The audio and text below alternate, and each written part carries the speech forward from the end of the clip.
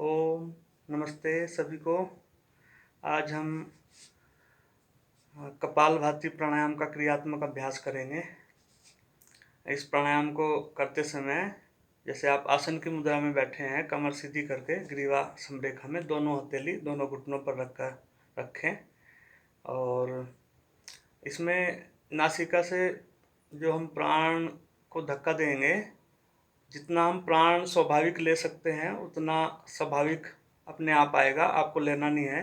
जब आपको प्राण को नासिका से धक्का देना है, जब आप प्राण को नासिका से धक्का देते हैं उसी समय में आपको नाभि अंदर की ओर खींचनी है। दोनों क्रियाएं एक ही समय में होनी है। एक ही समय में आपको नासिका से प्राण को धक्का देना है, उसी समय में नाभि को अंदर की ओर मेरुदंड की ओर खींचना है। मैं आपको क्रियात्मक अभ्यास करके दिखाता हूँ। एक बार इस क्रिया को आप 50 बार 100 बार एक समय में कर सकते हैं, उसको फिर बढ़ाते चले जाएं।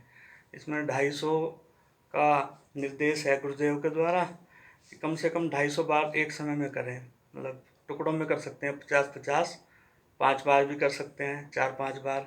मैं आपको क्रियात्मक अभ्यास करके दिखाता हूँ कपालभाति प्राणायाम का।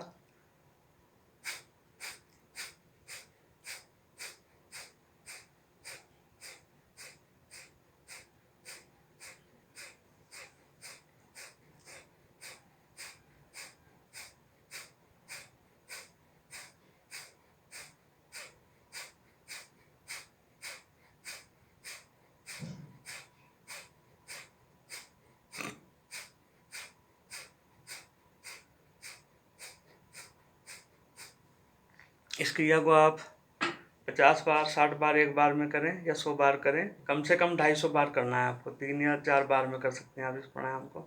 इस प्राणायाम का महत्व बहुत ज़्यादा है। इसका अगर आप महत्व देखेंगे तो आप प्रतिदिन करेंगे इस प्राणायाम को। इसका जो प्रथम अगर हम महत्व समझें तो इसकी कुछ इम्पोर्टेंस मैं आपको बताऊंगा, उससे आप इस प्राणायाम का महत्व समझ जाएंगे। तो इसमें जो हमारी नाभि है, यहाँ पे समान प्राण है। हमारे शरीर में 5 प्राण हैं, जैसे मुख्यतः अलग अलग उनका कार्य है। तो यहाँ नाभि के पास जो प्राण है वो समान प्राण है। वो एक तरह से आप जंक्शन समझें, मतलब वहाँ से जितने भी प्राण हैं वो सब वहाँ से कनेक्टेड हैं। वहीं से ऊर्जा जो है शरीर में वहीं से ही फ्लो हो रहा है। तो आप जैसे रामायण में देखते हैं, रावण जो थे उनकी नाभि में जो अमृत बताया है, उसे आप समान प्राण को अमृत ही समझें। यहाँ से आप अमरता की ओर जा सकते हैं। तो ये जो प्राण है, इसको यदि आप समान प्राण को सक्रिय कर लेते हैं, इसके कुछ आसन भी हैं जिसको जागृत करने के लिए 3 या 4 आसन है, जिससे बहुत ज़्यादा जागृत हो जाता है। ये प्राणायाम कपालभाति, इससे भी जागृत हो जाता है। तो यहाँ से इसके जो जहाँ रीढ़ की हड्डी समाप्त हुई है, यहाँ पे मूलाधार चक्र पे भी एक प्राण काम कर रहा है। यहाँ से 3 नाड़ियाँ ऊपर की ओर रीढ़ की हड्डी में ऊपर सहस्त्र चक्र की ओर गई हैं। सातों चक्र वहीं पे ही कनेक्ट हैं। एक तरह से समझिए कि सातों जो केंद्र हैं ऊर्जा के केंद्र हैं। तो मूलाधार चक्र से जो 3 नाड़ियां हैं, ईड़ा पिंगला सुषुम्ना, वहाँ से सुषुम्ना से जो मध्य में है उससे जो प्राण ऊपर की ओर जाता है सहस्त्र चक्र की ओर, जहाँ चोटे का स्थान है, तो सारे चक्र कनेक्ट हो जाते हैं। तो यहाँ से ऊर्जा जो है शरीर में बढ़ती है। ये मन की स्थिरता बढ़ा देती है, कंसंट्रेशन बढ़ा देती है, और ये आपको समाधि में भी ले जा सकती है यहाँ से। तो जितना आप इसका अभ्यास करेंगे मन शांत होता चले जाएगा। जितना मन ज़्यादा शांत होगा आप समाधि में ही चले जाएंगे इस प्राणायाम के माध्यम से। वैसे यदि आप मतलब सामान्यतः देखते हैं, सामान्य जीवन में व्यक्ति को पता नहीं चल पाता। अगर थोड़ा आप की प्रसन्नता बढ़ी हुई है, आपके सकारात्मक विचार बढ़े हुए हैं, तो आप ये समझे कि आपका जो सुषुम्ना मार्ग से जो प्राण है वो ऊपर की ओर गति कर रहा है।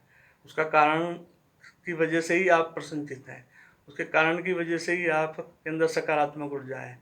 तो जो लोग स्वाध्याय करते हैं, ज़्यादा से ज़्यादा किताब पढ़ते हैं या शिक्षक होते हैं, उनका वो प्राण ऊपर की ओर ही गति करता है, तो उनकी प्रसन्नता बढ़ाता रहता है। तो ये जो प्राणायाम है, इससे भी आप उसका जो है बढ़ा सकते हैं। जितना ज़्यादा अभ्यास करेंगे मन शांति होता चला जाएगा आपका। बाकी जो मैंने अमृत बताया यहाँ पे नाभि, क्योंकि बच्चा यहीं से ही गर्भ में भोजन ग्रहण करता है, तो विशेषता बहुत अधिक है नाभि की। तो आगे मैं आपको कुछ आसन बताऊंगा जो इसमें इसकी गति बढ़ा देते हैं नाभि की। जैसे धनुरासन है, धनुरासन यदि आप उसका समय बढ़ाएंगे तो वो यहाँ नाभि के पास जो प्राण है उसको सम कर देता है, पूरे सूक्ष्म कर देता है उसको। पूरे शरीर में गति, जितने भी चक्र हैं उनको कनेक्ट कर देता है। और जितने भी प्राण हैं शरीर में, जो हमारे बड़े गुरु जी हैं उनके द्वारा 36 प्राणों की चर्चा है उनके प्राण विज्ञान पुस्तक में, उनको पढ़ सकते हैं। उनका शरीर में बहुत अलग अलग कार्य है, तो उन्होंने बहुत विस्तार से उस पर शोध किया। हमारे पूरे भारतवर्ष में शायद ही किसी ने प्राण विज्ञान पर कुछ कलम उठाई हो। बाकी हमारे ग्रैंड गुरु जी द्वारा, योगेश्वरानंद सरस्वती महाराज योग निकेतन आश्रम द्वारा इस विषय पर उन्होंने कलम उठाई और प्राण विज्ञान पर लिखा। बहुत ही अद्भुत विज्ञान उन्होंने लिखा है। आप कपालभाति का अभ्यास बढ़ाइए और इससे आपकी प्रसन्नता, आपका मन शांत होगा। तो रोगों का तो सवाल ही नहीं होता है कि शरीर में रोग प्रवेश कर जाएं। जब आप प्रसन्नचित हैं तो सारा खेल प्रसन्नता का ही है। ओके, थैंक यू, धन्यवाद। ओम नमस्ते सभी को।